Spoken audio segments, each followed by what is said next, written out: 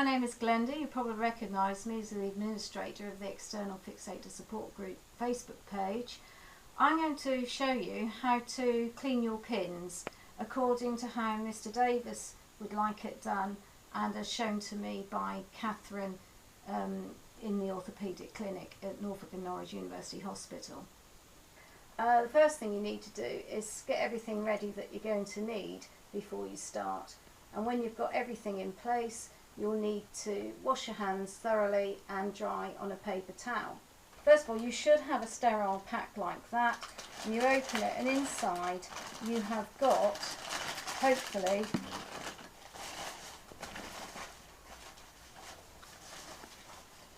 a piece of paper, which this one the blue one I usually put under the frame to protect whatever it is you're sitting on or laying on. Also inside you've got your rubbish bag. You're going to put all your waste in.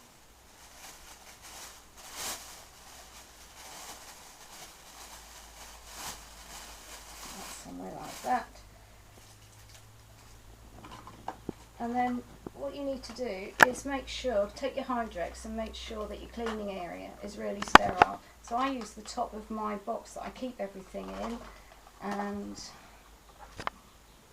spray the box to begin with the Hydrex. Then you've got another little mat here. I usually take that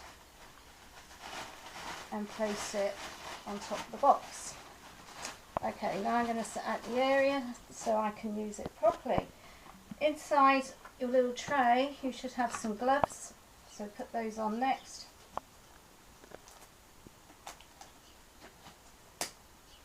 And we tend to be a bit Hydrex happy in this house because it's one way of making sure you keep everything really clean. I also keep a tray in which I put my scissors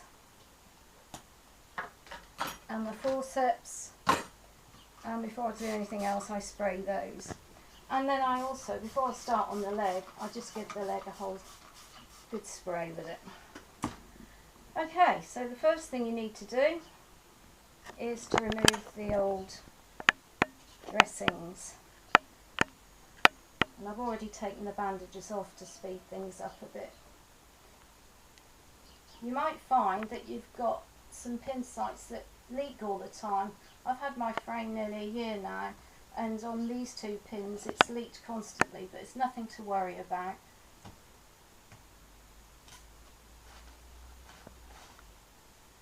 Okay, so loosen all your bungs.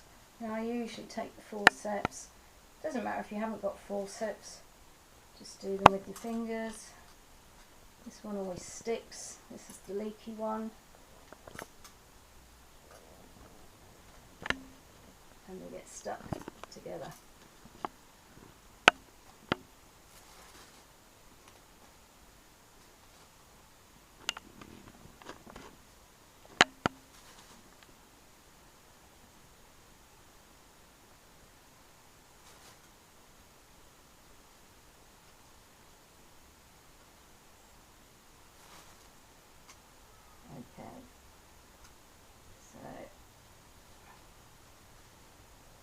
That's removed those, so you don't really need your forceps again.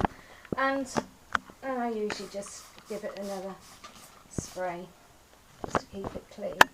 Right, so the next thing is to open your Hydrex. This can be a difficult job, and try not to spill it everywhere.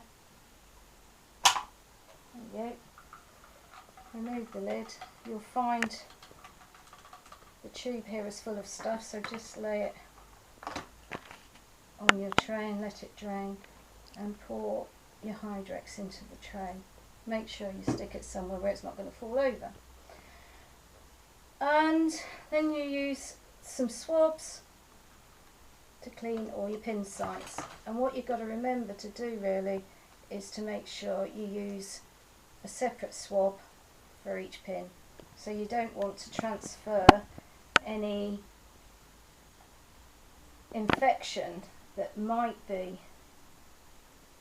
rearing up in any of your pins. So you just go around, cleaning around where the pin goes into your leg or wherever you've got your fixator. Clean the bungs. Do you want a close-up, Sophie? I've zoomed in. Oh, she's zoomed in. Okay, now we're going to show you how to dress the pins. I've got 3 pins at the bottom but 2 further up the frame. So I'm going to show you how I do the 3-pin one first, and then I'll show you how I do the 2-pin one. So you need to open the swabs. On the 3 pins I like to use the large swab so I can get them all covered in one piece. Right, want some Hydrex in the dish again. Ready? Okay, so we're going to fold the swab in half, and this is where you'll get to know how much you need to cut, because some will have to be cut. Right, these 2 pins are more or less in alignment, and this one is just slightly closer to me, so that cut is going to need to be slightly less than those 2.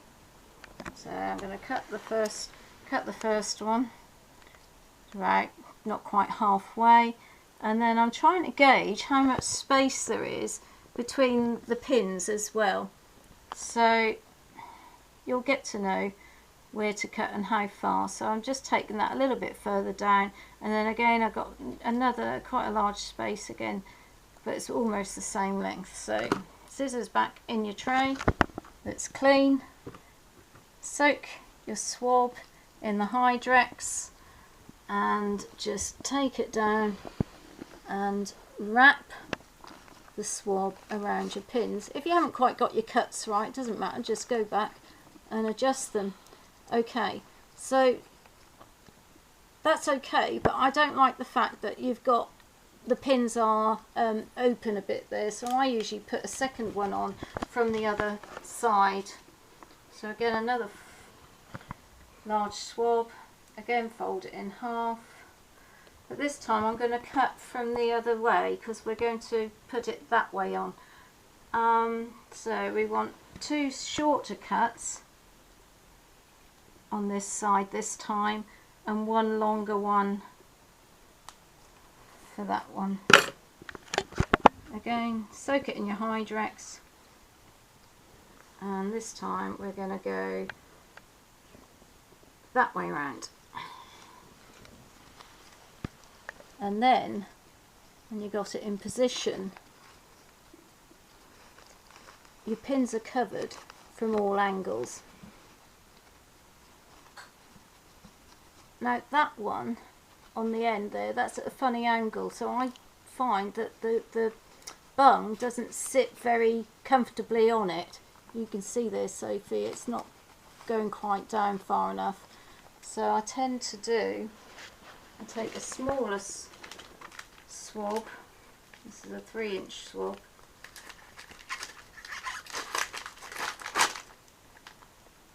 and this time I'm going to fold it into 4. Just do 1 cut,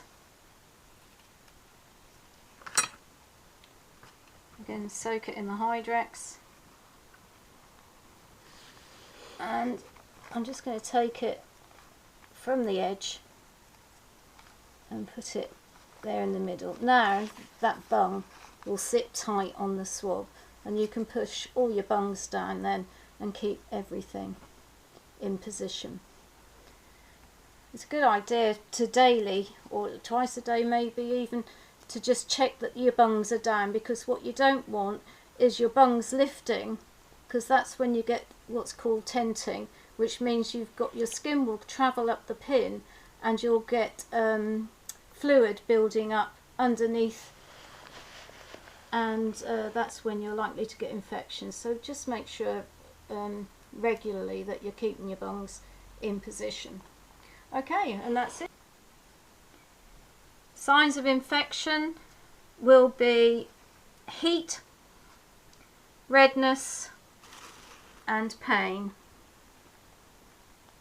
And if you think you have got an infection, the general advice is to ring the secretary of whoever your consultant is, and they will advise you what to do. Okay, so this is only 2 pins. So again, I'm going to take the large swab and fold it in half again, but this time I'm going to cut it from end to end. And again, so all you need to do then is, you know, work out within a little how far apart your pins are. Put it in the hydrex again, and this time we're just going to go between the 2 pins and pull the swab either side of them. But we're going to need to tidy that up, so I'm going to do exactly the same as I did with the little square there on each of those pins. Okay, so we've finished all our pins now. We've got everything into place, so now we're going to put the bandages on. Right, so I like the little bandages.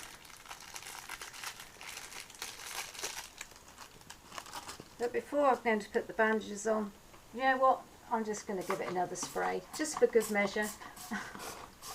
You can't have enough hydrex, keeping it all clean. Okay, so this is the way I do it. Some people just go in and out of the pins in a figure of 8, like Mr. Davis has asked for, but I tend to do it a bit more than that. So you've got to find a way of getting it through one of these holes. There we are. And you tie it to the frame. Actually, I'm going to take my gloves off at this point because the pins are all covered and it's easier to do it without the gloves on. Right, so tied it to the frame. You're going to go between the pins in a figure of 8, weaving, or figure of 8 and a bit in this case, weaving in and out of the pins backwards and forwards. Apparently this helps the bungs to stay in place, but you still need to check them.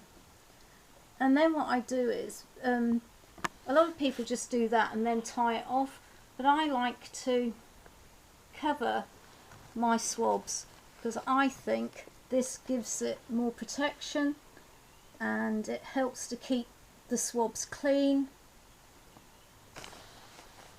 And tuck it under so you're catching the bandage all the way around. You'll find I'm struggling a bit with this one because it's quite difficult for me to get to and I can't always see what I'm doing, so you just have to go by the feel of it really. So I've been around a couple of times, tucking it under, and then just to hold it all in place so it doesn't fall apart, I go back to the weaving in and out again.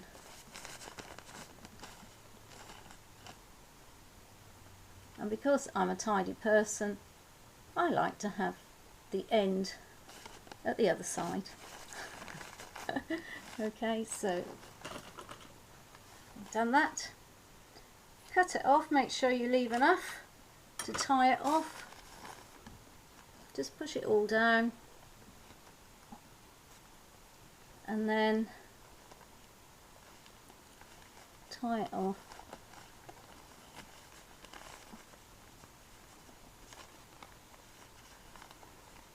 Onto your frame.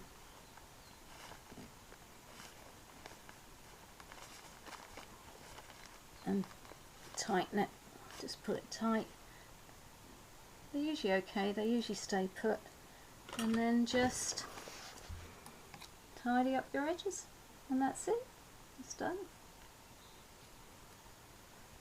And that's how you do it, and you continue to do that for every single one. And like I said, I tend to do mine every 10 days. So that's it, that's how you do your pins.